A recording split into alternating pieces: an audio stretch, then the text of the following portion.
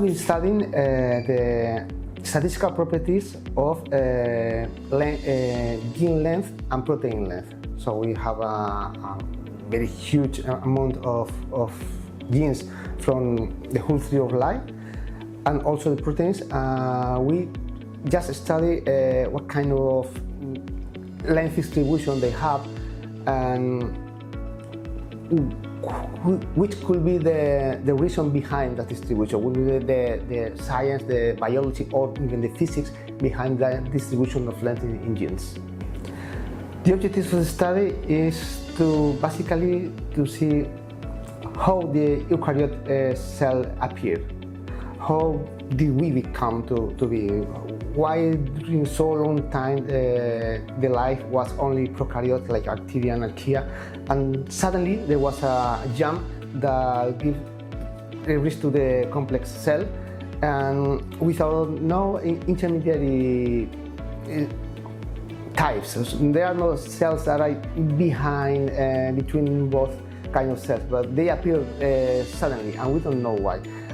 We try to study disappearance of the complex cell, the eukaryotic cell, by the study of this distribution of length in genes. It's not something that comes from our model, but something that we have seen, that there is a clear relationship, a strong correlation between how long the genes are and how complex the beings are.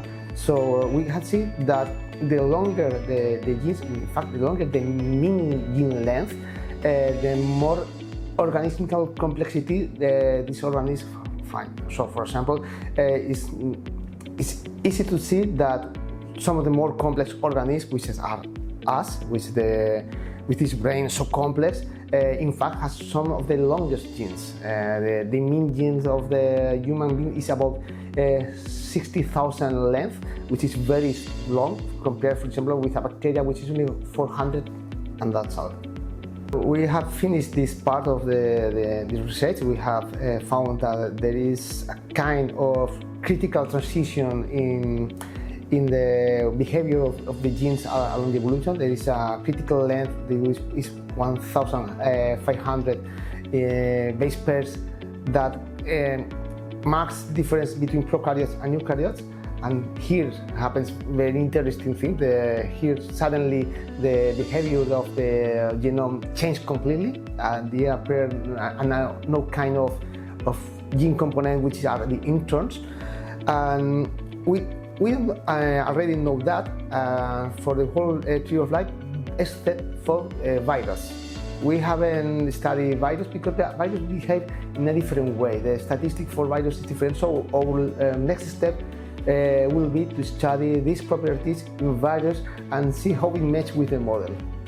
The main result is that we have seen that the length of the gene had growth along time in a process that happened from the beginning of life, and every time genes have been longer and longer and longer, and in an exponential way. So in closer times, the genes have grown more faster than before.